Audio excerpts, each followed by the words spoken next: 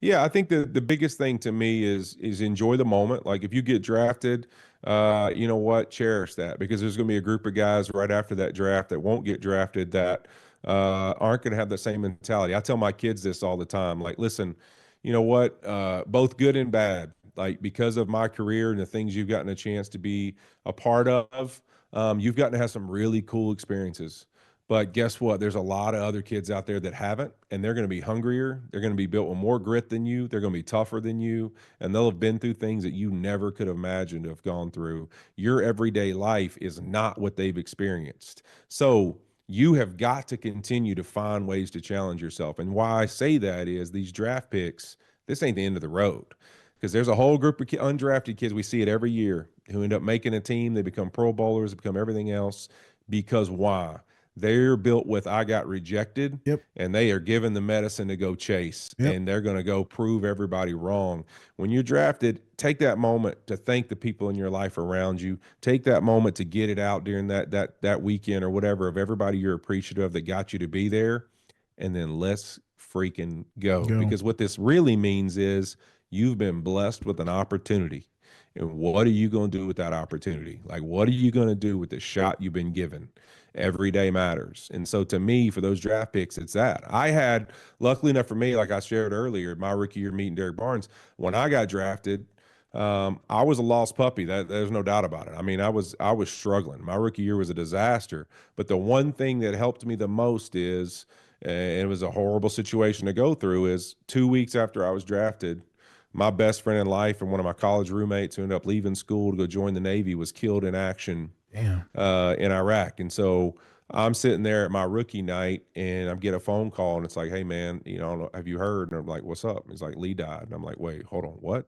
So for me, it's like there was a lot of things that happened to me in that first year that gave me an opportunity to sit back and go like, man, listen, I got a best friend who basically, yeah, you know, his service is one of the reasons I get the opportunity to do what I do. And one of the reasons I get the opportunity to be safe in this country and Yep. sit in this country and feel like I get it to go chase whatever business opportunity in life I want for football. And football happens to be me is that I'm going to play football. Um, I get this opportunity because of what he went through and sacrificed. And so, you know, every freaking game of my entire career, if you find a shot of me, you can see water in my eyes. And it's not the national anthem and the flag. I'm not saying obviously that's great. I love the American Yeah. flag. I love the national anthem, all those Right. things.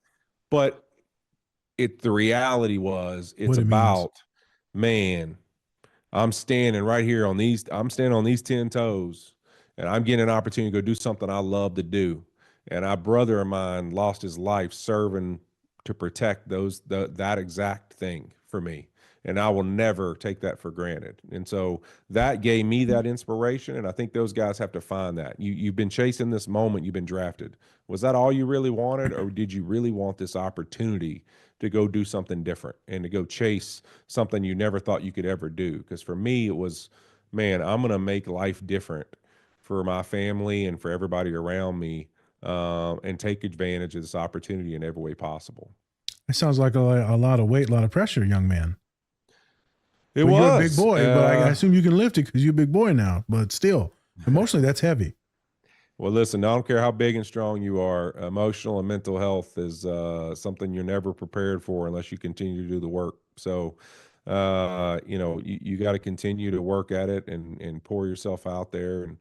And, you know, as I always say, just keep finding those things, whether it's meditating, whether it's, you know, going and talking to somebody, you know, finding you a group. Like I've got a couple guys, just, you know, we're in a tight group where it's just, hey, man, when there's those dark days that maybe we acted in a way or said in a way or had thoughts that we shouldn't have about just life or where we're at or any of those things, we just, hey man, shoot a text, like, and then we all kind of get together and love on each other a little bit, you know. And so you got to find those groups, man, and you got to find ways to kind of find what gets you through and also be accountable to people around you you trust. Spencer, I got a question. So, right, this podcast is a mental health podcast, movies, shows, but we get really into the specific scenes to help out neurodivergent people that have a hard time identifying emotions. And so a lot of us learn through a movie. We learn like, oh, that's what I feel. And then you can talk to your therapist about it. So with you, you've talked about some emotions multiple times now. Are you an emotional guy? Because massive, big massively because you said, emotional. you cry? You're a man admitting on a microphone now. You don't cry. Oh yeah, I listen. I'll cry and whip your ass at the same time. So yeah, Oh, hold yeah. up now. Don't doubt it. Don't doubt it. Don't doubt it. Listen, I'm not worried about that. Yeah, no, I'm super emotional. I mean, I'm one of those guys. I get into I love rewatching all the movies that pull at those strings of like who Okay. you want to be, all those things. I was actually just thinking about this the other day because when Katie had told me I was going to get a chance to do this podcast with you guys, like I was, there's a cool scene. I actually said part of it just a minute ago because it's part of my mantra in life about being curious. Is I think of the TV series Ted Lasso, and he has that moment where he's in the bar and throwing darts, and he's talking to Mr. Rupert, the former owner of the team. They've been divorced, him and his wife, and the wife's running the team. And he's talking about being curious and not judging people, and like how, if you really would have taken the time to get to know me and you weren't judging me, you would have asked me if I've ever ever had the opportunity to play darts, and that, how I spent this time with my dad for all this time in my life, and then he died Trauma. with him, and that's how we bonded. And that trauma you would know about, and so you would have never challenged me. And so I think of those moments like that of continuing to be curious. And so for me, I get a chance on Thursday nights with Amazon Prime to go every single week on the road, go to all these different cities and places. And one of the things that I enjoy the most is, sometimes our whole crew, but for sure me and Ryan Fitzpatrick every week, we will go out in the morning on Thursdays, and as soon as we get done with our production meetings, and we go walk the cities, and we just meet people. We walk in random toy stores and fur shops and purse stores, you name. We'll buy Carissa something silly from some purse store.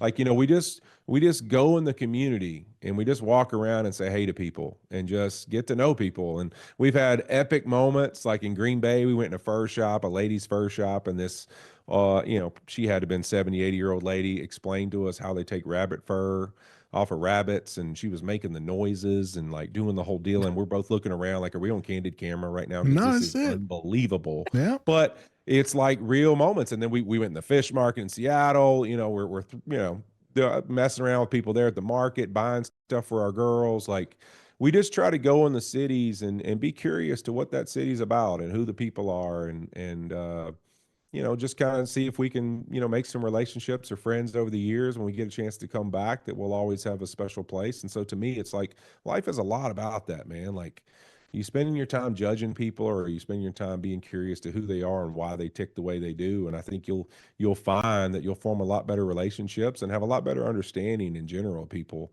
if you're just more curious and less judgmental. And that doesn't mean you agree with them, which is like, I know our world's like finally getting okay with this, but it's like, dude, it's okay to like listen to people and disagree. Like, it's okay to disagree. It's okay if we don't have the exact same viewpoints. It's cool to be curious and figure out why they think that way. Correct. And I think that may help you have the openness to, well, is there something that I need to change in how I think? Because I can see where somebody would think that way, because if they've been through what this person's been through. But how would you ever know that if you're not curious enough to find out? Correct. Go ahead, Spence. Yeah. I find it just so interesting. Like, yeah, it's just taking the time to just go out and just talk to people. Sometimes that's the easiest thing. Isn't it you can wild? do. Like, that's hard to do. Like, a lot of people don't want to do that, right? But True. it's like, not only that, it's like people who want more friends or want more deep relationships will also sometimes be the same people who are like, I ain't going out there and talking to nobody. You're like, wait, hold on. Let me help you out with this. So if you want to form some relationships, you will have to go out there and actually talk to people. You realize that, right? Yeah. But it's just funny. That's how life is, right? Sometimes we're our own worst enemies, and we spin in circles, and so for me, it's like continuing to read about things like that and continuing to challenge myself to, read books that maybe are about things that I don't necessarily believe in, but I like to educate myself in, and I want to understand. Like, I've been recently, reading a lot about the different generations of people, and like, why we're all different from each other and the eras we grew up in, and why, now when you talk about young kids right now, right? Like, think about this. I thought this was so cool, like, perspective of young kids now. When we say, oh, this generation's so different. This is one of the first generations that's ever not needed the mentors and the older people, because the technology that we have today, they know how to work better than we do.